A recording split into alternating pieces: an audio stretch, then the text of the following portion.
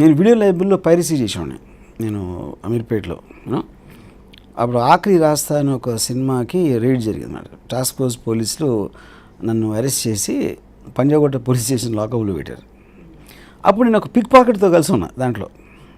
నేను pick pocket ఉన్నాను లాకప్లో. ఈ రాత్రి ఆ పిక్ పాకెట్ ఈ టేపున మన అదే కట్టకటాలకి ఈ టేపున ఒక పోలీస్ కానిస్టేబుల్ ఆ టేపున ఇద్దరు నేల మీద కూర్చున్నారు. ఇద్దరు కూర్చొని ఒకళ్ళు కాస్త ఒకళ్ళు చెప్పుకుంటున్నారు. అదొక నాకు బిగ్గెస్ట్ మెమరీ నాకు విజువల్ అది. అంటే బికాస్ అతను పోలీసు ఇతను దొంగ అయినా కూడా ఇద్దరు మనుషులే కాబట్టి ఫైనల్లీ ఎమోషన్స్ మ్యాచ్. ఈడి ప్రాబ్లమ్స్ ఆడి ప్రాబ్లమ్స్ ఒకేలా ఉన్నాయి నాకు ఏంటో ఉంటాయి అక్కడ యూనో.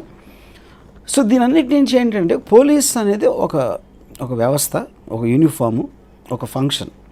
బట్ దాని వెనకాల ఉండేది మనిషే. Is like any other person. ఆ హ్యూమన్నెస్ చూస్తే ఎక్కడో మనకి షాటర్ అయిపోతుందేమో ఇమేజ్. బికాస్ పోలీసులు అంటే నాట్ రియల్లీ. ఇన్ఫ్యాక్ట్ అది అంటే నేను అలా అనుకునేవాను ఒక పర్టికులర్ టైంలో.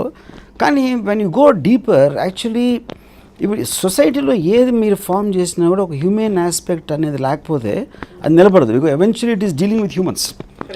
సొసైటీలో మీరు ఏ ఫంక్షన్ ఏ స్ట్రక్చర్ క్రియేట్ చేసినా that is done for the sake of ఏదో హ్యూమన్ బీయింగ్ వెల్ బీయింగ్ కోసమే చేస్తారు అది.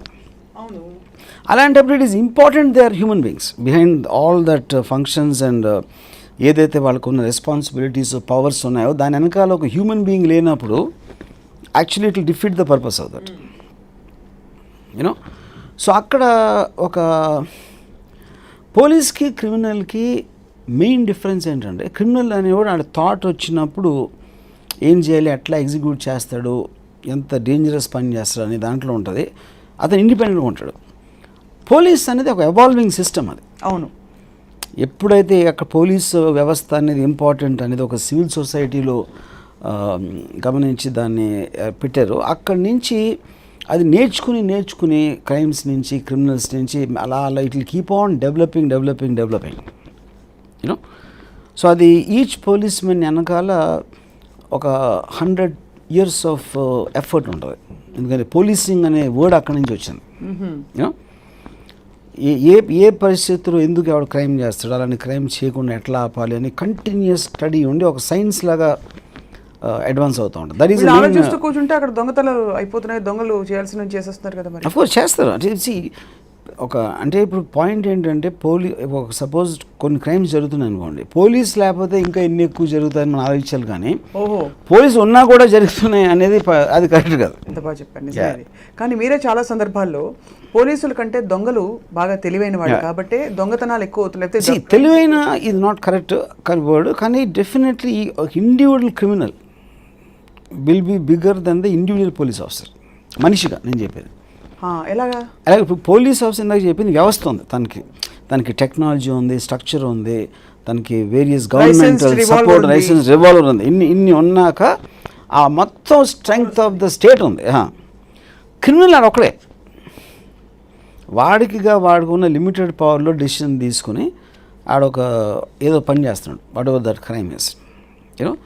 So his strength is very small compared to the strength of the policemen. Would you say that about organized crime also? Organise crime only difference ఏంటంటే organise క్రైమ్లో మీరు police వ్యవస్థలో ఉన్న strengths అది దాన్ని process study చేసి దాన్ని ఎలాగ అవుట్బీట్ చేయాలి, దాన్ని ఎలాగ తప్పించుకోవాలి, దాని లూప్ హోల్స్ మనకి అనుగుణంగా ఎలా మార్చుకోవాలి అనే ఒక థాట్ ప్రాసెస్ నుంచి ఆర్గనైజేషన్ క్రైమ్ వస్తుంది. Obviously it is far beyond normal criminal. Yeah. So మీరు మొత్తం 2 సార్లు వెళ్ళారా లాకప్కి? యా, 2 సార్లు వెళ్ళారు. 2 సార్లు అదే కృష్ణుడు మన కథలో చదువుకుంటూ ఉంటాం, చిలిపిగా దొంగతనం చేసి. అంటే ఇప్పుడు లాకప్లోకి వెళ్ళటానికి పోలీసులు తెలియటానికి డిఫరెన్స్ ఉంది. Lockup is different you know. దాని తర్వాత నేను ఎప్పుడైతే పంజాగుట్ట పోలీస్ స్టేషన్ లాకప్లో ఉన్నప్పుడు ఫస్ట్ టైం పోలీసులతో ఇంటరాక్ట్ అయినప్పుడు ఇప్పుడు ఏమైందంటే అక్కడ ఈ సపోజ్ 200 క్యాసెట్లు సీజ్ చేశారు లైబ్రరీలో. టాస్క్ ఫోర్స్ వాళ్ళు రైడ్ చేశారు. Task force is a different branch పోలీస్లో, లోకల్ పోలీస్ ఇస్ డిఫరెంట్. ఆ లోకల్ పోలీస్ ఇన్స్పెక్టర్ ఏమన్నాడంటే నేను ఇంకొక 5-6 ఉన్నాం వీడియో లైబ్రరీ వాళ్ళు, ఏదో కొంత పొట్టగోడు కోసం 1000-2000 మీరు సంపాదించి వస్తే నా ప్రొడ్యూసర్ నా కొడుకులు ఏడుస్తారే మీరు మనం చూసి అంటే he sympathetic to us. Who are technically criminals. ఆ ప్రొడ్యూసర్ ఖర్చు పెట్టి తీసిన సినిమాని మేము పైరసీ చేసి మేము అమ్ముకుంటా ఉంటే మమ్మల్ని పట్టుకుని ఇన్స్పెక్టర్కి మా మీద ఎక్కువ సింపతి ఉంది, ఎందుకంటే అండర్ డాగ్స్ కాబట్టి ఇక్కడ. You understand? సో అప్పుడు తన ఉద్దేశం ఏంటంటే వాళ్ళు ట్యాక్స్ లేకొట్టి బ్లాక్ మనీలు చేసి వాళ్ళు ఇంకా పెద్ద దొంగలు, ఆ పెద్ద దొంగలకి మీద ఏంటి కంప్లైంట్ అనేది. Obviously it doesn't work legally. Morally he feels we're justified in doing it. అక్కడ హ్యూమన్నెస్ మీరు పర్ఫెక్ట్. అప్పుడు నేను గోకుల్ సింగ్ అని ఇన్స్పెక్టర్ అయినా పంజాగుట్ట పోలీసు. ఆయనకి నేను బాగా ఫ్రెండ్ అయిపోయి ఇంకా అప్పటి నుంచి ఆయన ఇంట్లో కూర్చుని పోలీస్ స్టేషన్ కూర్చుని I use to keep observing. So నా మ్యాక్సిమం పోలీస్ సైకాలజీ అనేది నాకు అర్థం అవ్వడానికి మెయిన్ రీజను నేను ఆ లాకప్లో ఉంటాను. ఆయన పేరేంటి? గోకుల్ సింగ్. చూసారా, ఈ మధ్యన పేరేమో గోపాల్, ఆయన పేరేమో గోకుల్. ఎంత బాగుందో. ఈ మధ్యన మీకు క్షణక్షణంలో గుర్తుంది కదా సీను కదా, రామరెడ్డి సారీ చెప్పేద్దాం అంటాడు కొట్టేసి. అది స్టేషన్లో జరిగింది, గోకుల్ సింగ్ చేసిన పని అది. అవునా? అక్కడి నుంచి తీసుకున్న ఇన్సిడెంట్. ఈ మధ్యన జస్ట్ ఒక 4 years back suddenly call me out of the blue. ఏదో అన్నోన్ నెంబర్ నుంచి ఫోన్ వచ్చింది. హలో ఏ రామ్ గోపాల్ సాబ్, కోన్ గోకుల్ సింగ్. అయ్యో ఆబ్వియస్లీ నేను కలిసి ఒక 30 years అయి ఉంటుంది, మేబీ మోర్. కోన్ గోకుల్ సింగ్, లాకప్ యాదయ్ పంజాగుట్ట పోలీస్ స్టేషన్ మ్యాన్. సరే థ్యాంక్స్, ఇమ్మీడియట్ గుర్తొచ్చింది. సో ఇప్పుడు ఆయనకి ఎలా ఉంటుందో, ఇతని మొదటి అరెస్ట్ నేనే చేశాను, అట్లా రెండో అరెస్ట్ నేనే చేశాను. ఇప్పుడు ఆయన ఫోన్ చేసింది ఎందుకంటే ఎవరిని యాక్టర్గా రికమెండ్ చేయడానికి చేసిండు. చూసారు ఇక్కడ కూడా వాళ్ళ హ్యూమన్నెస్ ఎంత బాగా పనికి వస్తుందో వాళ్ళకి ఇలాంటి పనులు.